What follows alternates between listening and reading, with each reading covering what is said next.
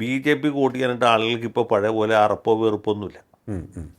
നായർ സമുദായം ഏതാണ്ട് നല്ലൊരു ഭാഗം BJP ആയി കഴിഞ്ഞു. അതിൽ പ്രത്യക്ഷത്തിൽ BJP ആയിട്ട് നടക്കുന്നവരുണ്ട്, അല്ല പ്രച്ഛന്ന BJPക്കാരുമുണ്ട്. അവരൊരു അനുകൂല സാഹചര്യം വരികയാണെങ്കിൽ BJP കൂട്ടി. ഈഴവ സമുദായക്കാർക്ക് നേരത്തെ BJP കൂട്ടിയാൻ വലിയ ബുദ്ധിമുട്ടാണ്.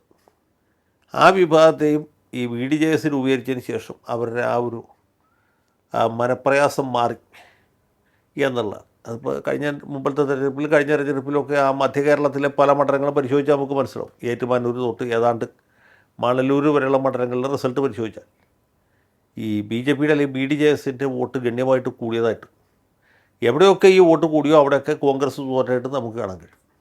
അങ്ങനെ കോൺഗ്രസിനെ തകർത്ത്.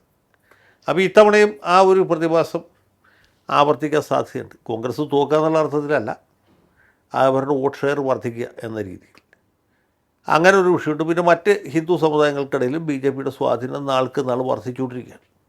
അപ്പോൾ ഇത്രയൊക്കെ ശരിയാണ്. എന്ത് വച്ച് BJPക്ക് സീറ്റുകൾ കിട്ടിക്കൊള്ളണം എന്നില്ല. BJPക്ക് സീറ്റ് കിട്ടണമെങ്കിൽ എന്തുകൊണ്ടെന്ന് വെച്ചാൽ ഒന്നുകിൽ വലിയ ത്രികോണ മത്സരമായിരിക്കും. ആര് ജയിക്കുമെന്ന് ആർക്കും പ്രവചിക്കാൻ പറ്റാത്ത രീതിയിലുള്ള വലിയ ത്രികോണ മത്സരം നടക്കുകയും അതിൽ മൂന്നിലൊരു സ്ഥാനാർത്ഥി ജയിച്ചാലേ പറ്റുള്ളൂ. ആ കൂട്ടത്തിൽ ഈ BJPയുടെ സ്ഥാനാർത്ഥി ജയിക്കുകയുമാണ് ഒരു സാധ്യത.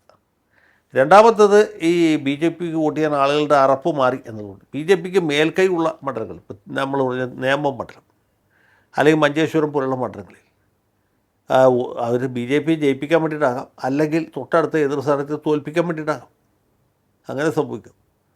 അവിടെ മത്സരിക്കുന്ന മറ്റേ തോൽപ്പിക്കാൻ വേണ്ടിയിട്ട് ആളുകൾ സംഘടിച്ച് വോട്ട് ചെയ്യുക. അപ്പോൾ ഇങ്ങനെയൊക്കെയുള്ള പല പെർമ്യൂട്ടേഷനും കോമ്പിനേഷനും ഇതിൻ്റെ അകത്ത് നടക്കുന്നുണ്ട് എന്ന് മാത്രം വിചാരിച്ചാൽ മതി. BJP ഏതായാലും പൂജ്യത്തിലായിരിക്കില്ല, അവിടെ നിന്ന് വളർച്ചയുണ്ടാവും.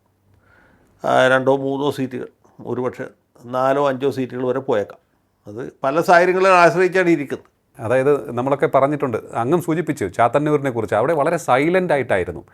ഈ നമ്മുടെ മാധ്യമങ്ങളൊന്നും തന്നെ ചാത്തന്നൂരിൻ്റെ സാധ്യതകളെക്കുറിച്ച് പറഞ്ഞിരുന്നില്ല. പക്ഷേ പ്രാദേശികമായി, അതായത് കൊല്ലത്ത് അത് വളരെ വലിയ രീതിയിൽ ചർച്ചയായിട്ടുണ്ട്. അവിടുത്തെ BJPക്കാർ ചോദിക്കുകയും ചെയ്തു എന്ന്. അതായത് ഈ ചാത്തന്നൂരിൻ്റെ സാധ്യതയെക്കുറിച്ച് എന്താണ് നമ്മുടെ നാട്ടിലെ മാധ്യമങ്ങൾ ചർച്ച ചെയ്യാത്തത് എന്ന് പോലും അവർ ചോദിച്ചു എന്ന്. കാരണം അവിടെ അത്രയേറെ ശക്തമായൊരു വളർച്ച നേടുവാൻ ചാത്തന്നൂർ മണ്ഡലത്തിൽ BJPക്ക് സാധിച്ചു എന്നാണ് വിലയിരുത്തപ്പെടുന്നത്. അത് എന്തുകൊണ്ട് ചർച്ചയില്ല വെച്ചാൽ ഒരു ഹൈ പ്രൊഫൈൽ മണ്ഡലമല്ല, അതുകൊണ്ടാണ്. അതെ അതെ, BJPയുടെ ഒരു ശക്തനായ നേതാവ് അവിടെ വന്ന് അംഗം കുറിക്കുകയായിരുന്നെങ്കിൽ അവിടേക്ക് വലിയ മാധ്യമ ശ്രദ്ധ വന്നേ. സത്യത്തിൽ ഇങ്ങനെ ലോ പ്രൊഫൈൽ പോകുന്നതാണ് BJPക്ക് കുറച്ചുകൂടി ഗുണകരം. വേറെയും ചില മണ്ഡലങ്ങളുണ്ട്, ഞാനിത് കഴിഞ്ഞിട്ട് പറയാം. BJP ഏതായാലും പൂജ്യത്തിലായിരിക്കില്ല, അവിടെ നിന്ന് വളർച്ചയുണ്ടാവും. 2-3 സീറ്റുകൾ, ഒരുപക്ഷെ 4-5 സീറ്റുകൾ വരെ പോയേക്കാം. അത് പല സാഹചര്യങ്ങളെ ആശ്രയിച്ചാണ് ഇരിക്കുന്നത്. ചാത്തന്നൂർ മണ്ഡലത്തിൽ BJP ഒരു വലിയ കുതിച്ചുകയറ്റം നടത്തിയെങ്ങനെയെന്ന് വെച്ചാൽ അവിടെ സാമുദായികമായിട്ടുള്ള വേറെ ചില പ്രശ്നങ്ങളുണ്ടായിരുന്നു. അതുകൊണ്ടാണ് അത് പുറമേക്കത്ര തന്നെയും പ്രകടമായിരുന്നില്ലെങ്കിൽ പോലും ഒരു പ്രത്യേക തരത്തിലുള്ള സാമുദായിക ധ്രുവീകരണം അവിടെ ഉണ്ടായി. അത് ഈ ചാത്തന്നൂർ മണ്ഡലത്തിൽ BJP സ്ഥാനാർത്ഥിയായിട്ട് മത്സരിക്കുന്ന ആൾ സ്ഥലത്തെ SNDP താലൂക്ക് യൂണിയൻ്റെ പ്രസിഡൻറ്റോ മറ്റുമാണ്. അപ്പോൾ ആ നിലയ്ക്ക് അദ്ദേഹത്തിന് മറ്റു തരത്തിലുള്ള ചില സ്വാധീനങ്ങളും ജയസാധ്യതയുണ്ട്. അപ്പോൾ അത് 2 തവണ അവിടെ തോറ്റ ആളാണ്. ഇത്തവണ അദ്ദേഹം വീണ്ടും മത്സരിക്കുന്നു. മുമ്പ് 3 തവണ അവിടെ നിന്ന് ജയിച്ച ആൾക്ക് ഇത്തവണ സീറ്റ് കൊടുത്തിട്ടില്ല, അതിന് പകരം വേറൊരു സ്ഥാനാർത്ഥി ഇറക്കിയിരിക്കണം. അപ്പം ഇങ്ങനെ കുറച്ച് അനുകൂല സാഹചര്യങ്ങൾ അവിടെ ഉണ്ട്. പിന്നെ ഈ സ്ഥാനാർത്ഥിയെ സംബന്ധിച്ചുള്ള ഏറ്റവും വലിയ ഭാഗ്യം എന്ന് പറയുന്നത് ഇതൊരു ലോ പ്രൊഫൈൽ മണ്ഡലമാണെന്നുള്ളതാണ്. ഓക്കെ, അവിടെ ശക്തനായ ഒരു സ്ഥാനാർത്ഥി ഇപ്പോൾ K. സുരേന്ദ്രൻ വന്ന് മത്സരിച്ചെങ്കിൽ പെട്ടെന്ന് എല്ലാവരും ശ്രദ്ധ അവിടേക്ക് വരും. അപ്പോൾ ഈ വോട്ടിംഗ് പാറ്റേണിൽ പോലും വ്യത്യാസം വരും. ഈ സ്ഥാനാർത്ഥി തോൽപ്പിക്കാൻ വേണ്ടി ബാക്കി എല്ലാവരും കൂടി സംഘടിച്ചിട്ട് ഒരു പരോക്ഷമായ ഐക്യമുന്നണി അവിടെ ഉണ്ടാകാനുള്ള സാധ്യതയുണ്ട്. അപ്പോൾ ആ സാധ്യതയൊക്കെ അവിടെ മെറ്റീരിയലൈസ് ചെയ്തില്ല. കാരണം ഇങ്ങനൊരു ഫൈറ്റ് അവിടെ ആരും പ്രതീക്ഷിക്കുന്നില്ല. ഇത് തന്നെയാണ് ആറ്റിങ്ങൽ മണ്ഡലത്തിലുള്ളത്. ആറ്റിങ്ങൽ സംവരണ മണ്ഡലമാണ്. അതെ അതെ, സംവരണം. അവിടെ ഈ പറഞ്ഞ പോലെ BJP വലിയ കടന്നുകയറ്റം നടത്തിയിട്ടുണ്ടെന്നാണ് നമുക്ക് കിട്ടുന്ന ഒരു സൂചന.